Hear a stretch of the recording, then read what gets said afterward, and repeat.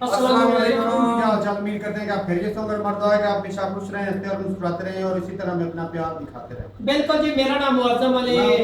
मैं मोहम्मद यूसुफ। तो आज हम जिस वीडियो का रिएक्ट करने जा रहे हैं, वीडियो का टाइटल है फिजा अकबर क्राइंग एज इंडियन की इतनी इज्जत और पाकिस्तान को कुत्ते जैसे पीट रहे हैं। कुत्ते जैसे पीट बड़ी रहे हैं। हंसी निकल रही है। तो देखते हैं वीडियो, जो अपना रिएक्ट कर देंगे। कौन हम करते हैं 3 2 1 वीडियो स्टार्ट। लेकिन ऐसा सिर्फ पाकिस्तानियों के साथ क्यों हुआ? पाकिस्तानी पासपोर्ट को मुसलसल चौथे साल दुनिया का चौथा बदतरीन पासपोर्ट करार दे दिया गया। अच्छा, जुल्म की इंतहा देखिए कि ये पाकिस्तानी अपने मुल्क में तो बदहाल थे ही। The men who were punching police officers and hitting police officers, there's no excuse for that behavior. Of course, what were they expecting the police were going to do, right? लेकिन जब अपने मुल्क में ही इनकी कोई इज्जत नहीं तो कोई और इज्जत क्यों देगा? कोई थूकता नहीं है पाकिस्तान के पासपोर्ट के ऊपर। जो अल्हम्दुलिल्लाह इन्होंने इज्जत करवा दी। और पासपोर्ट की इज्जत ऐसे क्यों होती है? क्यों? क्योंकि पाकिस्तान से आतंकवाद ओरिजिनेट होता है और अगर आतंकवाद ओरिजिनेट होता है तो शक की नजर से सबको देखा जा सकता है। पाकिस्तान के पासपोर्ट की टके की औकात नहीं है। वो सारे इंडियंस तो चले गए, मुझे उन्होंने रोक लिया। अच्छा, वो रोक लिया, उन्होंने कहा भाई तुम्हारा क्या मसला है, तुम क्या हो, इधर उधर सारी बातें जो हैं वो सामने आई। ये आपके ऊपर थूकने वाली बात है जो की जाती है दुनिया भर के एयरपोर्ट्स के ऊपर पाकिस्तानियों के साथ। जब ये आप ग्रीन पासपोर्ट लेकर दुनिया भर के ममालिक में जाते हैं, आपको यकीनी तौर पर एक्सपीरियंस हुआ होगा। पाकिस्तानी ये कहते हैं कि हम इंडियन हैं और पाकिस्तान का नहीं बताते। उन्होंने जो जिस लाइन में हम खड़े होते थे वहां से हम सबको चुन कर निकाला जो भी पाकिस्तानी थे। लेकिन क्या कोई हुकूमत, एक सवाल, क्या कोई हुकूमत ये यकीन दहानी करा सकती है कि ये वाकया आखिरी साबित होगा? सो ये है वो हमारी रिस्पेक्ट इस तरह की जाती है, हमें इस तरह वेलकम किया जाता है। हेलो फ्रेंड्स, जय हिंद। हिंदुस्तान स्पेशल में आपका स्वागत है। दोस्तों, इंग्लैंड के मैनचेस्टर एयरपोर्ट का एक वीडियो सोशल मीडिया पर तेजी से वायरल हो रहा है, जिसमें एक पुलिस अधिकारी एक आदमी के सिर पर लात और मुक्के मारते हुए दिखाई दे रहा है।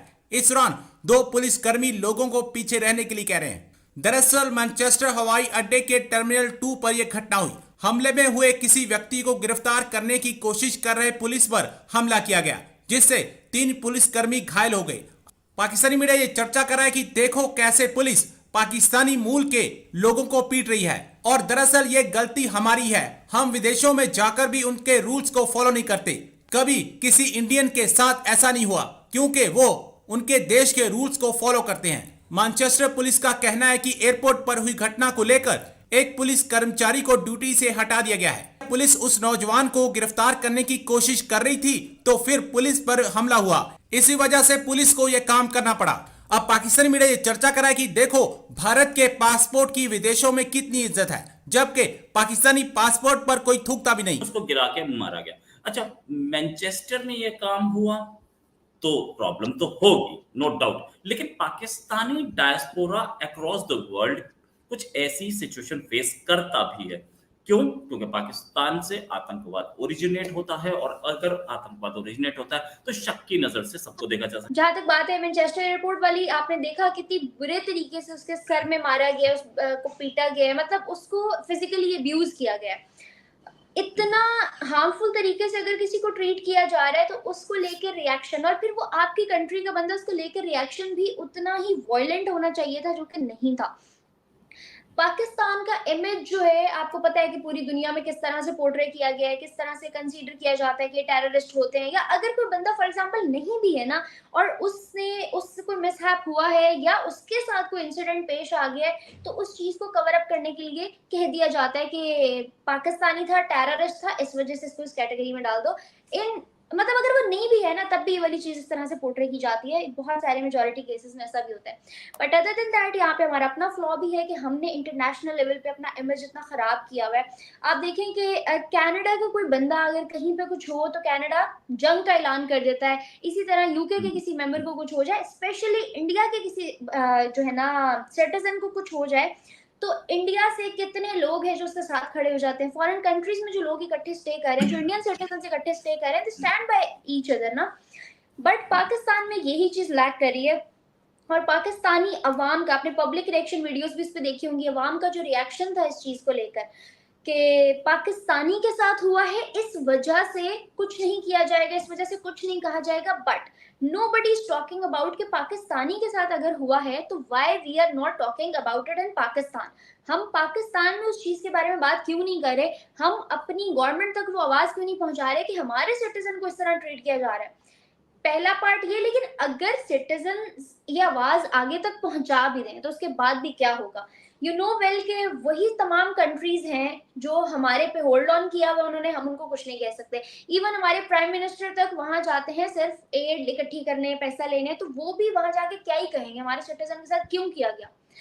तो जो ह्यूमन राइट्स हमें बाहर अपने लोगों के लिए स्टैंड करना चाहिए ना, वो हमारे अपनी कंट्री के अंदर पूरी तरह अवेलेबल नहीं है, पूरी तरह प्रोवाइड नहीं किए जा रहे। तो how we can stand outside our country, हम कैसे बाहर के लोगों को जाके शट अप कॉल दे सकते हैं कि no you can't do this, जबकि हमें पता है कि स्टार्ट बात घर से हो रही है। हम यहाँ पे उन लोगों को इस तरह से प्रोटोकॉल नहीं दे रहे। आप देखें बलूचिस्तान में क्या हो रहा है, सिंध में क्या हो रहा है, कश्मीर के लोग प्रोटेस्ट कर रहे हैं, और अब तो इवन पंजाब में इतनी सारी चीजें जो हैं कोलैप्स करने लग गई हैं कि उसको लेके बहुत सी रिपोर्ट्स की जा रही हैं। और इमेज जो ऑलरेडी पाकिस्तान के पासपोर्ट से लेके पाकिस्तान के जो है सिटीजन्स तक का इमेज जो है, कहीं पे टेररिस्ट की टैगलाइन है तो कहीं पे लास्ट नंबर पे लास्ट 4 में पासपोर्ट आ रहा होता है, कहीं क्रिकेटर्स को बुरा कहा जा रहा होता है, कहीं पॉलिटिशियंस को, मतलब कोई चीज जो है ना नॉर्मल नहीं है। और इतनी सारे नेगेटिव पॉइंट्स के साथ डिसएडवांटेजेस जो हमें फेस करने पड़ रहे हैं, उन तमाम चीजों को लेके आपको क्या लगता है कि कौन ही बोला होगा या किसने क्या ही जवाब। दुनिया में हमारी कोई रेपुटेशन नहीं है,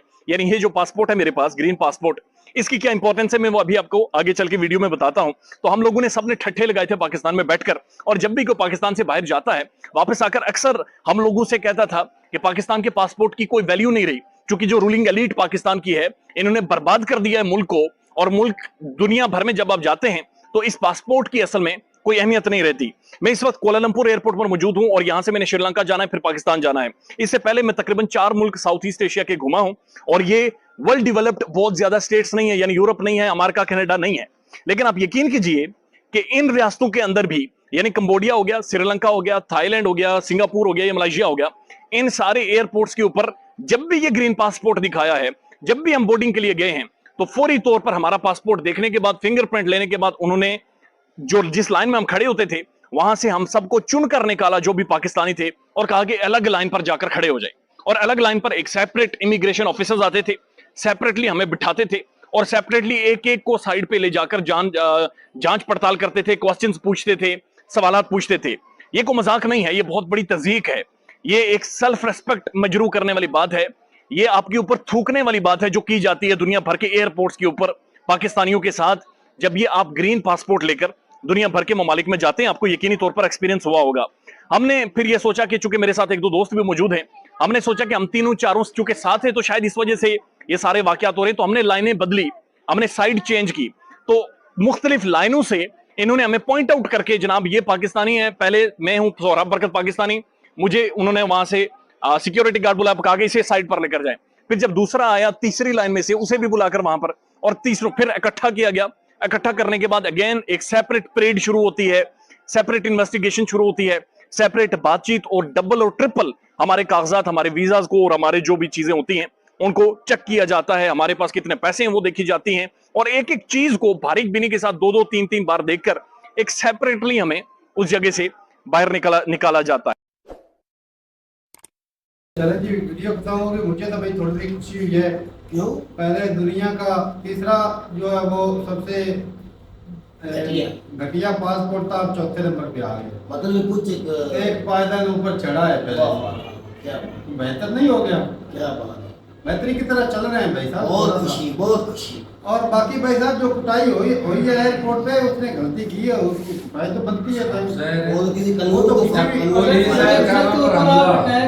जब किसी कंट्री का कानून नहीं फॉलो करेंगे तो भाई साहब वो ठोकेंगे भाई साहब, अच्छे से ठुकाई भी करेंगे। और बाकी भाई पासपोर्ट की वैल्यू ऐसी है कि भाई हमारे वो अगले दिन एक रिपोर्ट आई है 5000 के 6000 लोग जो है कि 50,000 के करीब कितने लोग, मेरे अब मुझे याद नहीं प्रॉपर, मतलब हजारों की तादाद में लोग जो हैं वो इराक में जाके भाई साहब वो जाते ना रफू चक्कर हो जाता है। तो उधर रफू चक्कर हो जाते हैं। अब इराक में भाई अब देख लें, वैसे तो इराक को समझा जाता है कि भाई बहुत हमसे पीछे कंट्री, 3 महीने का वीजा, लेकिन यहाँ पे देख रहे हैं कि भाई इराक और ईरान की जो सैलरी है ना, वो उनकी सैलरी जो है वो पाकिस्तान से ज्यादा है। अब पाकिस्तान में एक आम मजदूर जो है ना वो 25 से 30 हजार रुपए कमाता है, इतने कमाता है ना, इतने कमा जाता है 25-30 हजार रुपए नॉर्मल है, क्योंकि मजदूर की दिहाड़ी भी 1000 रुपए के करीब है।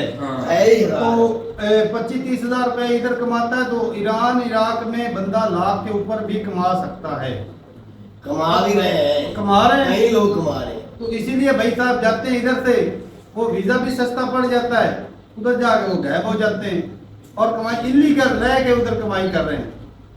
तो भाई हालत ही ऐसी हो गई कंट्री की, तो लोग भाई करें क्या?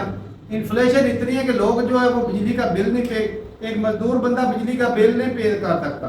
ऐसी बात है। लग्जरी जो एक पिज्जा बर्गर जो है वो अफोर्ड नहीं कर सकता, वो अफोर्ड नहीं कर सकता बंदा, एक मजदूर। तारक भाई लाल मिर्च नहीं अफोर्ड कर सकता, पिज्जा बर्गर तो दूर। वही तो बात कर रहा हूँ भाई साहब के यहाँ का मजदूर ये कुछ अफोर्ड नहीं कर सकता, जो कुछ कमाते हैं वो तो हट सरकार ले लेती है। ये बैग धक्के लेने इसलिए जाते हैं कि भाई मेरा भाई एक आम मजदूर है, मर्सिडी है उसके पास, हमारे गांव में लोगों के पास करोड़ों रुपया है, लेकिन किसी के पास मर्सिडी नहीं है भाई, यकीन माने, मजदूर है, एक आम मजदूर है वहाँ। तो यहाँ पे हमारी जिंदगी कैसी और उधर की जिंदगी कैसी, फर्क तो है। लेकिन खामी यहाँ पर ये है भाई साहब कि जो अगर जाते हैं आप पैसा कमाने, लाइफ बनाने जाते हो, तो आप उनको कानूनों को फॉलो करें भाई, फॉलो नहीं करेंगे तो भाई यही बेइज्जती। एक बंदे की गलती होती है, धर पूरे पाकिस्तान को लिए जाता है। अब ये गलती एक बंदे ने की है जो एयरपोर्ट पे हुई है, तो रडार में तो सारे पाकिस्तानी आएंगे ना, वो जो आएगा उसकी तलाशी ली जाएगी, उसके कपड़े उतारे जाएंगे। और भाई खुद की जब हुकूमत सरकार स्टेबिलिटी ना हो, आतंकवाद जो है वो टॉप क्लास चल रहा हो, तो फिर ऐसे कपड़े तो भाई साहब रोज ही उतरेंगे, इसमें कोई दो राय नहीं।